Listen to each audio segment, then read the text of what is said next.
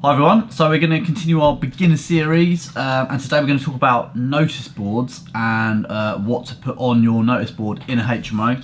I've done a video on this quite a few years ago and we've slimlined what we've put on our boards to meet just the minimum legal requirements, because we feel like putting too much on a notice board makes it feel less homely.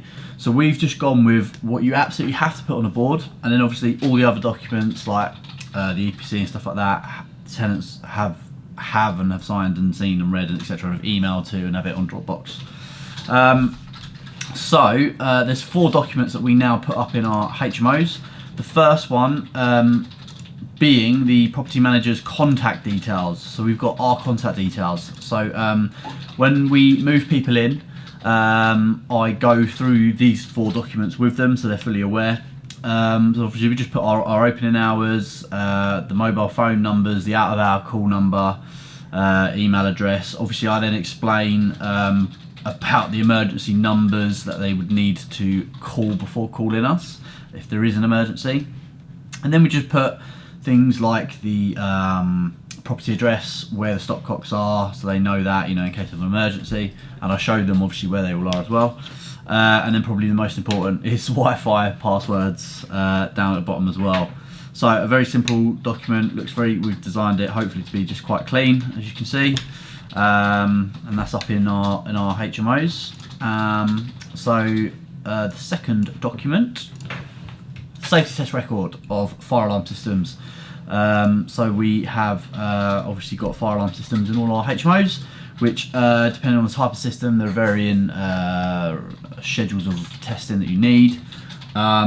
This is just a very basic safety test record of whenever I press the fire alarms, which I do once a month, or whenever someone moves in, or on a room inspection, so to speak. But we find with our house shares, you've got quite a high turnover, so you get to test bedroom alarms quite often. But yeah, and I just make sure that when I'm doing these on my monthly inspections, I'm testing the fire alarms. I'm obviously checking for any defects or anything like that. With the battery backups as well, they sound off. So if they're running low, they will make a sound, or if they haven't been replaced, they say one was taken out, they make a sound. So you've got to check your batteries. It can be a good idea just to every year swap them out. To be honest, I think they last longer than a year, so you could do it every 2 years, 3 years, whatever schedule you deem necessary, or just leave them until they run out, because you do hear about it. Then I also check the emergency lighting. So in some of our properties, they've got a little key switch. I'll grab one. Little key, you can just easily test it. If I forget the key, which is quite often, then what I do is I just flick the fuse board communal lighting off, and that kicks in the emergency lights. And then every year you need to turn them off for a full 3 hours and then turn them back on just to make sure they work. You do tests like that. Same with the fire alarm systems, you should really get a spray test to make sure they do sound off as well. And then also monthly inspections, firefighting, that's another, going off topic. Firefighting, FFE is firefighting equipment, so just making sure fire blankets are in place, if you've got any extinguishers, stuff like that, it's all in order. ER is escape route, so I'm just checking that is the escape route clear, there's no like clothes drying or anything like that, and then sign it off. So as you can see here, we had a tenant during the lockdown test them for me. So yeah, pretty simple. If you do find any defects or anything like that, you can write it down as well.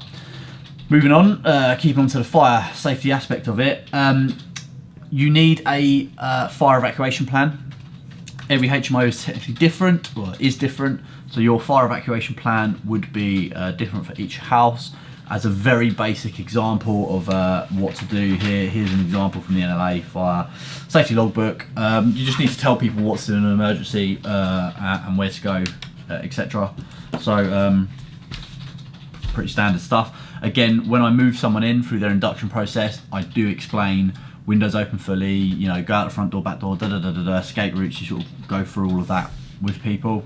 I also test the fire alarms here when they move in front of them. Finally, you need your HMO licence up.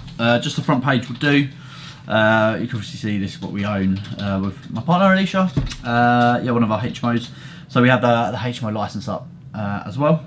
And so they're the 4 documents that we put up. We keep them in A4 frames, try and keep it clean. You can put a massive notice board up with the plastic slots in. Personally, we feel like that doesn't blend in as well. But you need to have it in communal areas, so we either have them in kitchens, by front doors, in hallways, stuff like that.